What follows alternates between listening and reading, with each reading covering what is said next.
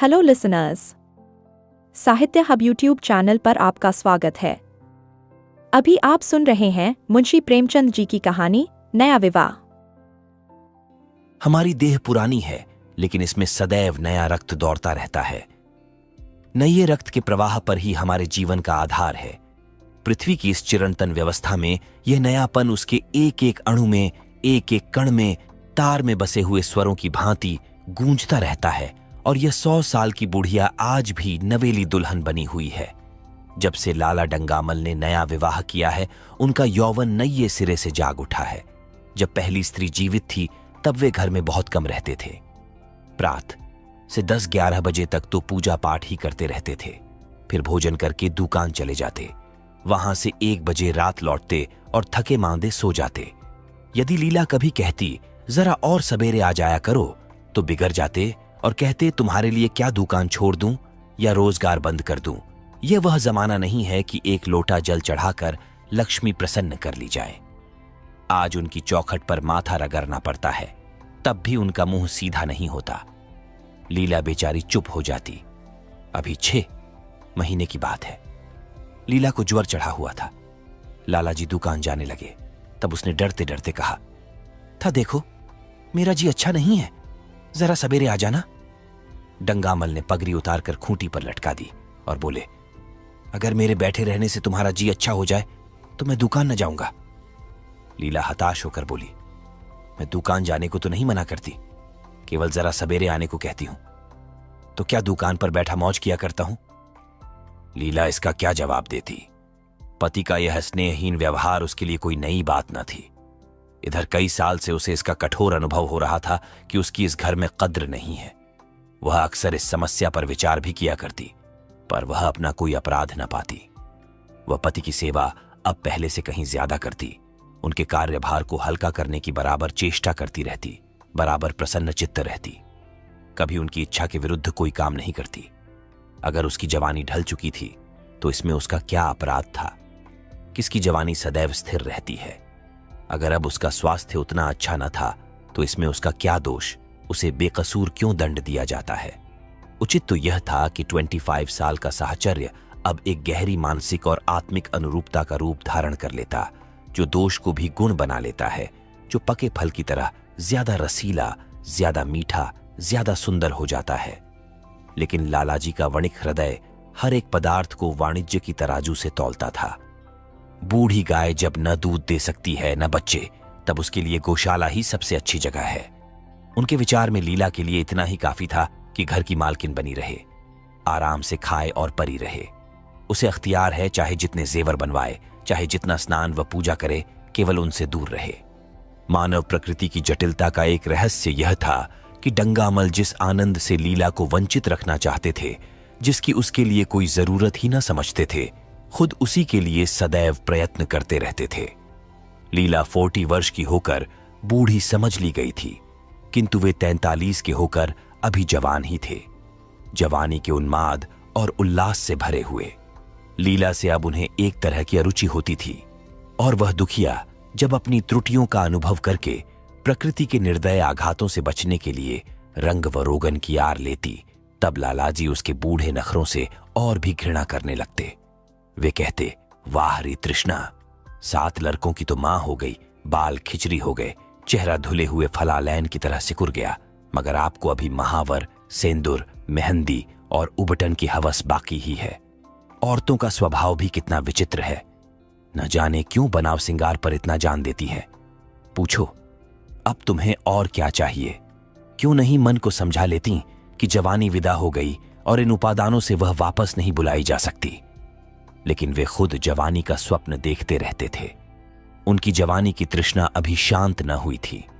जारों में रसों और पाकों का सेवन करते रहते थे। हफ्ते में 2 बार खिजाब लगाते और एक डॉक्टर से मंकी ग्लैंड के विषय में पत्र व्यवहार कर रहे थे। लीला ने उन्हें असमंजस में देखकर कातर स्वर में पूछा, कुछ बतला सकते हो, कै बजे आओगे? लालाजी ने शांत भाव से पूछा, तुम्हारा जी आज कैसा है? लीला क्या जवाब दे? अगर कहती है कि बहुत खराब है, तो शायद वे महाशय वहीं बैठ जाएं और उसे जली कटी सुनाकर अपने दिल का बुखार निकालें। अगर कहती है कि अच्छी हूं तो शायद निश्चिंत होकर 2 बजे तक कहीं खबर लें। इस दुविधा में डरते डरते बोली, अब तक तो हल्की थी, लेकिन अब कुछ भारी हो रही है। तुम जाओ, दुकान पर लोग तुम्हारी राह देखते होंगे। हाँ, ईश्वर के लिए 1-2 न बजा देना, लड़के सो जाते हैं, मुझे जरा भी अच्छा नहीं लगता, जी घबराता है। सेठ जी ने अपने स्वर में स्नेह की चाशनी देकर कहा, 12 बजे तक आज जरूर जाऊंगा। लीला का मुख धूमिल हो गया। उसने कहा, 10 बजे तक नहीं आ सकते? 11:30 से पहले किसी तरह नहीं। नहीं, 10:30। अच्छा, 11 बजे। लाला वादा करके चले गए, लेकिन 10 बजे रात को एक मित्र ने मुजरा सुनने के लिए बुला भेजा। इस निमंत्रण को कैसे इनकार कर देते? जब एक आदमी आपको खातिर से बुलाता है, तब यह कहां की भलमनसाहत है कि आप उसका निमंत्रण अस्वीकार कर दें? लालाजी मुजरा सुनने चले गए। 2 बजे लौटे। चुपके से आकर नौकर को जगाया और अपने कमरे में आकर लेट रहे। लीला उनकी राह देखती, प्रतिक्षण विकल वेदना का अनुभव करती हुई न जाने कब सो गई थी। अंत को इस बीमारी ने अभागिनी लीला की जान ही लेकर छोड़ा। लालाजी को उसके मरने का बड़ा दुख हुआ। मित्रों ने संवेदना के तार भेजे। एक दैनिक पत्र ने शोक प्रकट करते हुए लीला के मानसिक और धार्मिक सद्गुणों को खूब बढ़ाकर वर्णन किया। लालाजी ने इन सभी मित्रों को हार्दिक धन्यवाद दिया और लीला के नाम से बालिका विद्यालय में 5 वजीफे प्रदान किए तथा मृतक भोज तो जितने समारोह से किया गया वह नगर के इतिहास में बहुत दिनों तक याद रहेगा। लेकिन 1 महीना भी न गुजरने पाया था कि लालाजी के मित्रों ने चारा डालना शुरू कर दिया और उसका यह असर हुआ कि 6 महीने की विधुरता के तप के बाद उन्होंने दूसरा विवाह कर लिया। आखिर बेचारे क्या करते? जीवन में एक सहचरी की आवश्यकता तो थी ही, और इस उम्र में तो एक तरह से वह अनिवार्य हो गई थी। जब से नई पत्नी आई, लालाजी के जीवन में आश्चर्यजनक परिवर्तन हो गया। दुकान से अब उतना प्रेम नहीं था। लगातार हफ्तों न जाने में भी उनके कारोबार में कोई हर्ज नहीं होता था। जीवन के उपभोग की जो शक्ति दिन दिन क्षीण होती जाती थी, अब वह छींटे पाकर सजीव हो गई थी। सूखा पैर हरा हो गया था। उसमें नई नई कोपलें फूटने लगी थीं। मोटर नई आ गई थी। कमरे नए फर्नीचर से सजा दिए गए थे। नौकरों की भी संख्या बढ़ गई थी। रेडियो आ पहुंचा था और प्रतिदिन नए नए उपहार आते रहते थे। लालाजी की बूढ़ी जवानी जवानों की जवानी से भी प्रखर हो गई थी। उसी तरह जैसे बिजली का प्रकाश चंद्रमा के प्रकाश से ज्यादा स्वच्छ और मनोरंजक होता है। लालाजी को उनके मित्र इस रूपांतर पर बधाइयां देते, जब वे गर्व के साथ कहते, भाई हम तो हमेशा जवान रहे और हमेशा जवान रहेंगे।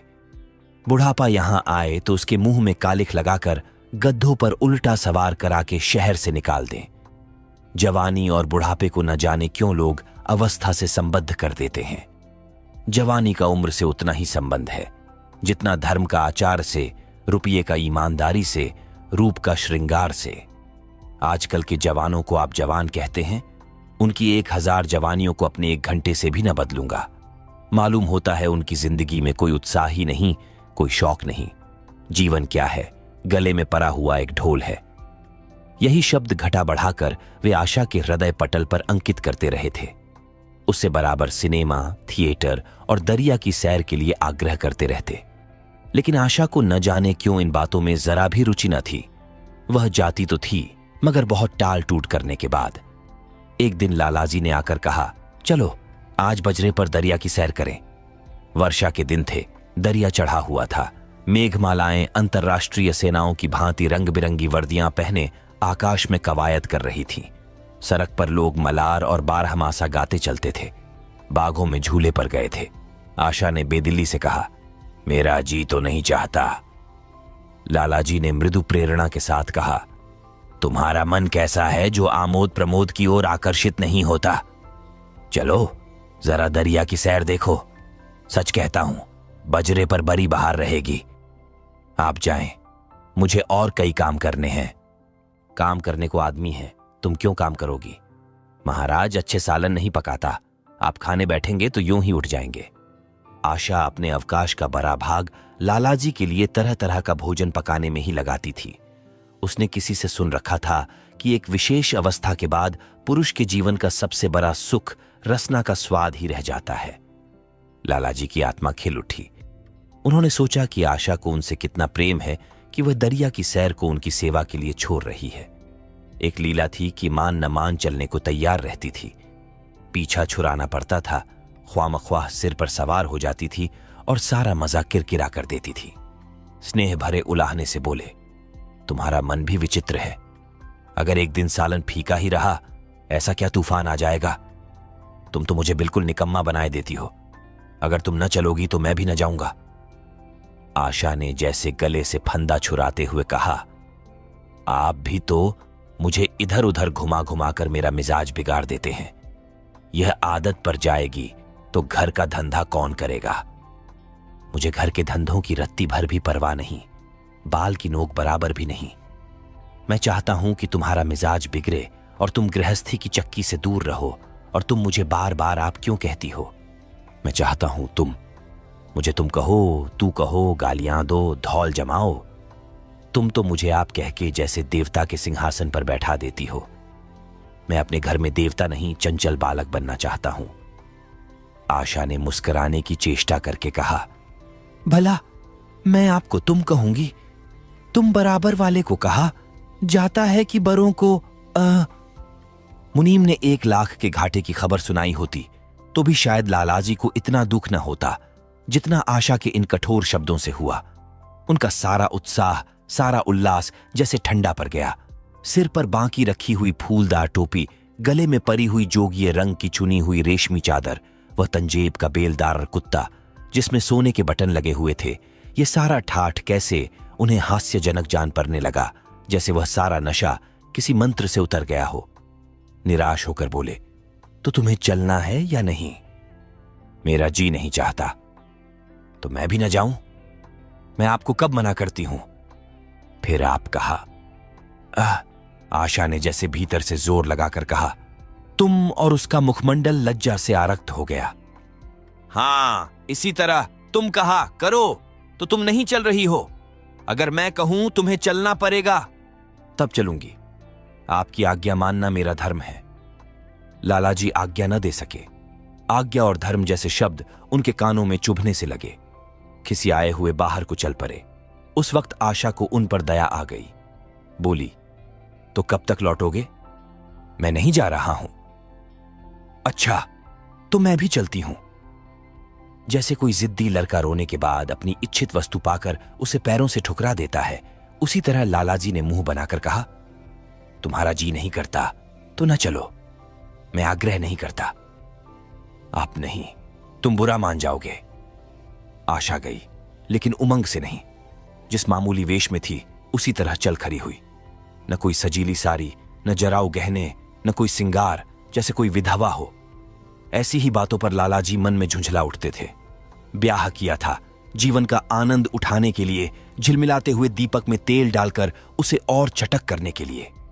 अगर दीपक का प्रकाश तेज न हुआ तो तेल डालने से लाभ? न जाने इसका मन क्यों इतना शुष्क और नीरस है, जैसे कोई ऊसर का पैर हो। कितना ही पानी डालो, उसमें हरी पत्तियों के दर्शन न होंगे। जराऊ गहनों से भरी पेटारियां खुली हुई हैं, कहां कहां से मंगवाए, दिल्ली से, कलकत्ते से। कैसी कैसी बहुमूल्य साड़ियां रखी हुई हैं, एक नहीं सैकड़ों, पर केवल संदूक में कीरों का भोजन बनने के लिए। दरिद्र घर की लड़कियों में यही ऐब होता है। उनकी दृष्टि सदैव संकीर्ण रही है। न खा सके, न पहन सके, न दे सके। उन्हें तो खजाना भी मिल जाए तो यही सोचती रहेंगी कि खर्च कैसे करें। दरिया की सैर तो हुई, पर विशेष आनंद न आया। कई महीने तक आशा की मनोवृत्तियों को जगाने का असफल प्रयत्न करके लालाजी ने समझ लिया कि इसकी पैदाइश ही मुहर्रमी है, लेकिन फिर भी निराश न हुए। ऐसे व्यापार में एक बड़ी रकम लगाने के बाद वे उसमें अधिक से अधिक लाभ उठाने की वणिक प्रवृत्ति को कैसे त्याग देते? विनोद की नई नई योजनाएं पैदा की जाती। ग्रामोफोन अगर बिगड़ गया है, गाता नहीं या साफ आवाज नहीं निकलती, तो उसकी मरम्मत करानी पड़ेगी। उसे उठाकर रख देना तो मूर्खता है। इधर बूढ़ा महाराज एकाएक बीमार होकर घर चला गया था और उसकी जगह उसका 17-18 साल का जवान लड़का आ गया था। कुछ अजीब गंवार था, बिल्कुल झंगर उजड़। कोई बात ही न समझता था। जितने फुलके बनाता उतनी तरह के। हाँ, एक बात समान होती, सब बीच में मोटे होते, किनारे पतले। दाल कभी तो इतनी पतली जैसे चाय, कभी इतनी गाढ़ी जैसे दही, नमक कभी इतना कम कि बिल्कुल फीकी, कभी इतना तेज कि नींबू का शौकीन। आशा मुंह हाथ धोकर चौके में पहुंच जाती और इस डपोर शंख को भोजन पकाना सिखाती। एक दिन उसने कहा, तुम कितने नालायक आदमी हो जुगल। आखिर इतनी उम्र तक तुम घास खोदते रहे या भार झोंकते रहे कि फुलके तक नहीं बना सकते। जुगल आंखों में आंसू भरकर कहता, बहू जी, अभी मेरी उम्र ही क्या है, 17वां ही तो पूरा हुआ है। आशा को उसकी बात पर हंसी आ गई। उसने कहा, तो रोटियां पकाना क्या 10-5 साल में आता है? आप 1 महीना सिखा दें बहू जी, फिर देखिए मैं आपको कैसे फुलके खिलाता हूं कि जी खुश हो जाए। जिस दिन मुझे फुलके बनाने आ जाएंगे मैं आपसे कोई इनाम लूंगा। सालन तो अब मैं कुछ कुछ बनाने लगा हूं, क्यों? आशा ने हौसला बढ़ाने वाली मुस्कुराहट के साथ कहा, सालन नहीं, वो बनाना आता है।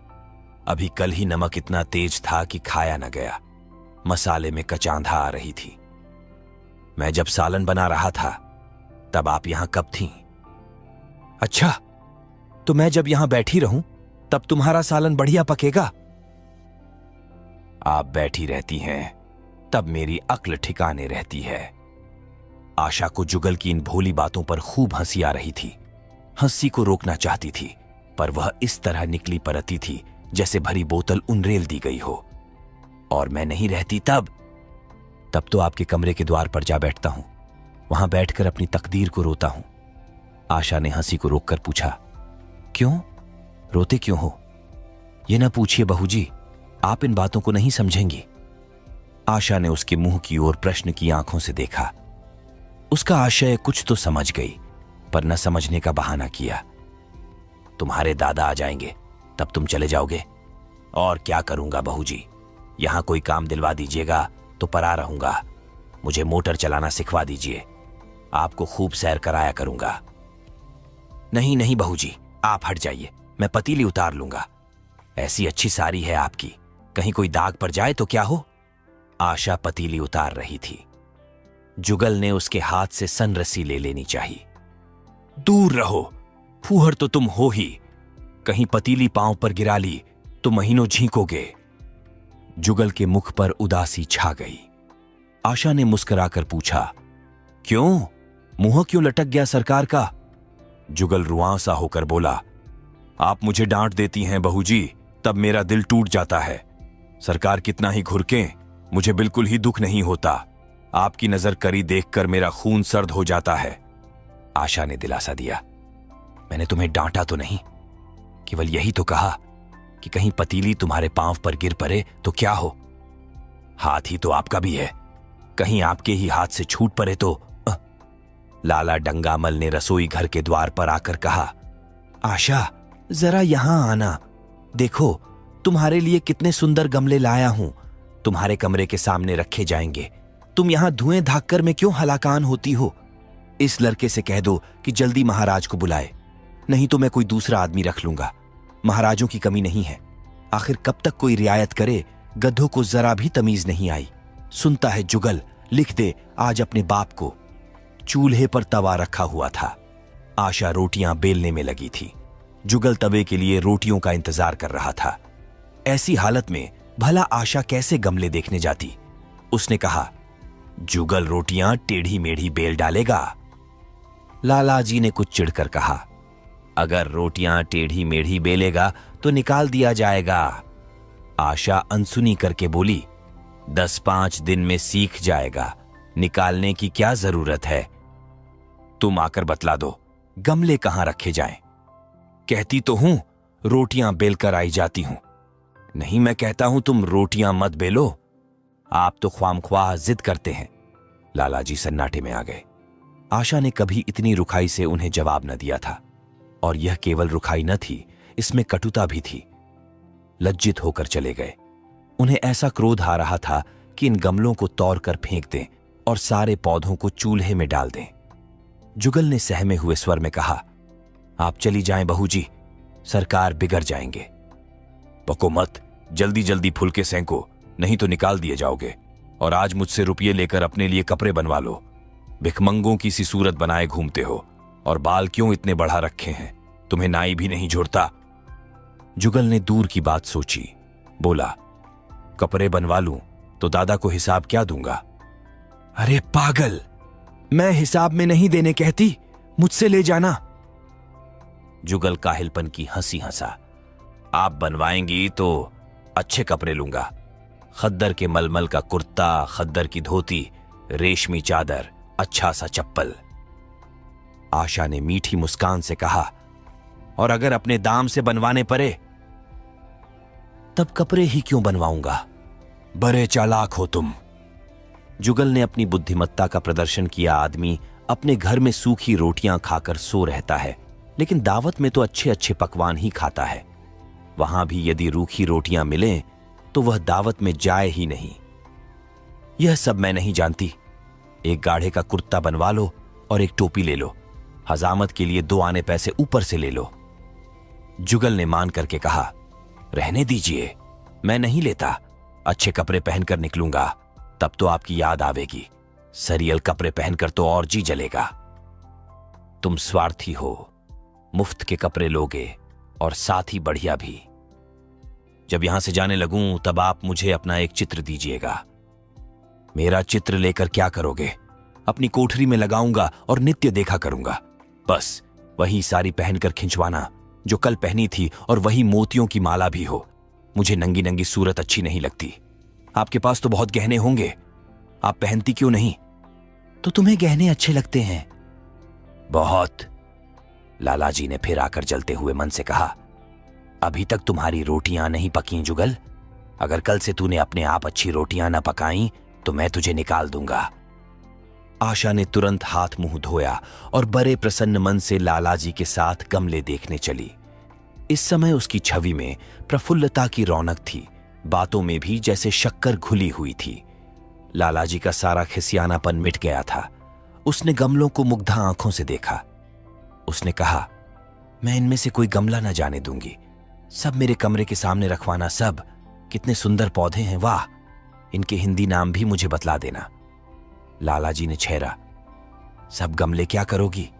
10-5 पसंद कर लो, शेष मैं बाहर रखवा दूंगा। जी नहीं, मैं एक भी न छोड़ूंगी, सब यहीं रखे जाएंगे। बड़ी लालचिन हो तुम। लालचिन ही सही, मैं आपको एक भी न दूंगी। 2-4 तो दे दो, इतनी मेहनत से लाया हूं। जी नहीं, इनमें से एक भी न मिलेगा। दूसरे दिन आशा ने अपने को आभूषण से खूब सजाया और फीरोजी साड़ी पहनकर निकली। तब लालाजी की आंखों में ज्योति आ गई। समझे, अवश्य ही अब उनके प्रेम का जादू कुछ कुछ चल रहा है। नहीं तो उनके बार बार के आग्रह करने पर भी, बार बार याचना करने पर भी उसने कोई आभूषण न पहना था। कभी कभी मोतियों का हार गले में डाल लेती थी, वह भी ऊपरी मन से। आज वह आभूषणों से अलंकृत होकर फूली नहीं समाती, इतराई जाती है, मानो कहती हो, देखो मैं कितनी सुंदर हूं। पहले जो बंद कली थी वह आज खिल गई थी। लालाजी पर घरों नशा चढ़ा हुआ था। वे चाहते थे उनके मित्र और बंधु वर्ग आकर इस सोने की रानी के दर्शनों से अपनी आंखें ठंडी करें, देखें कि वह कितनी सुखी, संतुष्ट और प्रसन्न है। जिन विद्रोहियों ने विवाह के समय तरह तरह की शंकाएं की थीं, वे आंखें खोलकर देखें कि डंगामल कितना सुखी है।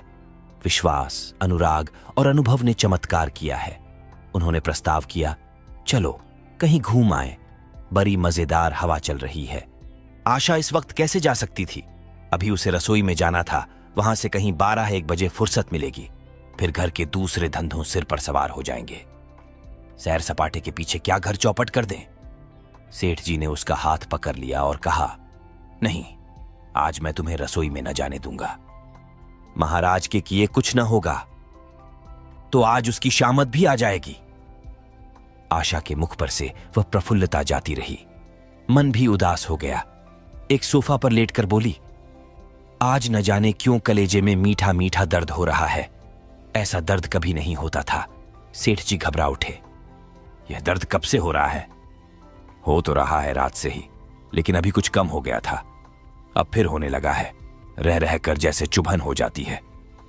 सेठ जी एक बात सोचकर दिल ही दिल में फूल उठे। अब वे गोलियां रंग ला रही हैं। राजवैद्य जी ने कहा भी था कि जरा सोच समझकर इनका सेवन कीजिएगा। क्यों ना हो, खानदानी वैद्य हैं। इनके बाप बनारस के महाराज के चिकित्सक थे। पुराने और परीक्षित नुस्खे हैं इनके पास। उन्होंने कहा, तो रात से ही यह दर्द हो रहा है? तुमने मुझसे कहा, नहीं तो वैद्य जी से कोई दवा मंगवाता। मैंने समझा था आप ही आप अच्छा हो जाएगा, मगर अब बढ़ रहा है। कहां दर्द हो रहा है? जरा देखूं, कुछ सूजन तो नहीं है? सेठ जी ने आशा के आंचल की तरफ हाथ बढ़ाया। आशा ने शर्माकर सिर झुका लिया। उसने कहा, यह तुम्हारी शरारत मुझे अच्छी नहीं लगती। मैं अपनी जान से मरती हूं, तुम्हें हंसी सूझती है। जाकर कोई दवा ला दो। सेठ जी अपने पुंसत्व का यह डिप्लोमा पाकर उससे कहीं ज्यादा प्रसन्न हुए जितना राय बहादुरी पाकर होते। इस विजय का डंका पीटे बिना उन्हें कैसे चैन आ सकता था? जो लोग उनके विवाह के विषय में द्वेषमय टिप्पणियां कर रहे थे, उन्हें नीचा दिखाने का कितना अच्छा अवसर हाथ आया है, और इतनी जल्दी। पहले पंडित भोलानाथ के पास गए और भाग्य ठोंक कर बोले, भाई मैं तो बड़ी विपत्ति में फंस गया। कल से उनके कलेजे में दर्द हो रहा है।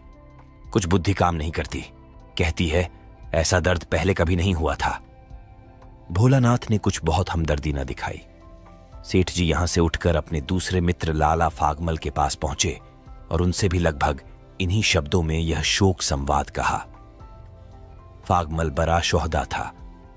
मुस्कुराकर बोला, मुझे तो आपकी शरारत मालूम होती है। सेठ जी की बाँछें खिल गईं। उन्होंने कहा, मैं अपना दुख सुना रहा हूं और तुम्हें दिल्लगी सूझती है। जरा भी आदमियत तुम में नहीं है। मैं दिल्लगी नहीं कर रहा हूं, इसमें दिल्लगी की क्या बात है? वे हैं कमसिन, कोमलांगी, आप ठहरे पुराने लठैत, दंगल के पहलवान। बस अगर यह बात न निकले तो मूछें मुड़ा लूं। सेठ की आंखें जगमगा उठीं। मन में यौवन की भावना प्रबल हो उठी और उसके साथ ही मुख पर भी यौवन की झलक आ गई।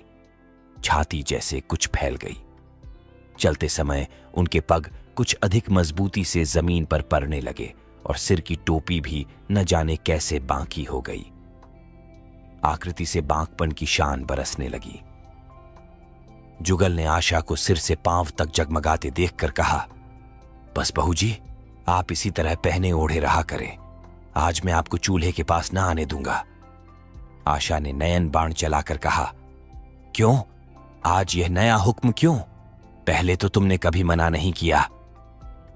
आज की बात दूसरी है।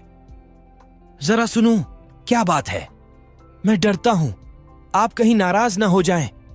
नहीं कहो, मैं नाराज ना होऊंगी। आज आप बहुत सुंदर लग रही हैं। लाला डंगामल ने असंख्य बार आशा के रूप और यौवन की प्रशंसा की थी, मगर उनकी प्रशंसा में उसे बनावट की गंध आती थी। वह शब्द उनके मुख से निकलकर कुछ ऐसे लगते थे जैसे कोई पंगु दौड़ने की चेष्टा कर रहा हो। जुगल के इन सीधे शब्दों में एक उन्माद था, नशा था, एक चोट थी। आशा की सारी देह प्रकंपित हो गई। तुम मुझे नजर लगा दोगे जुगल? इस तरह क्यों घूरते हो? जब यहां से चला जाऊंगा तब आपकी बहुत याद आएगी। रसोई पकाकर तुम सारे दिन क्या किया करते हो? दिखाई नहीं देते?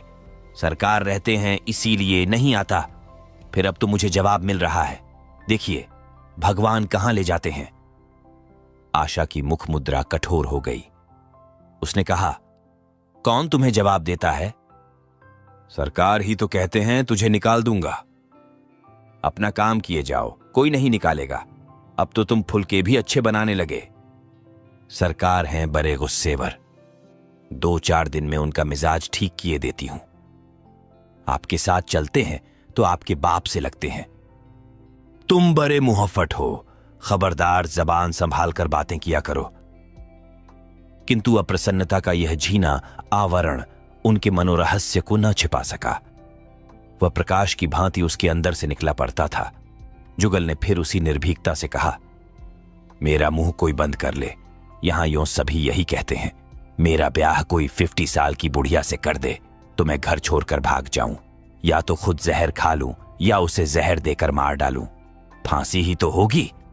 आशा उस कृत्रिम क्रोध को कायम न रख सकी।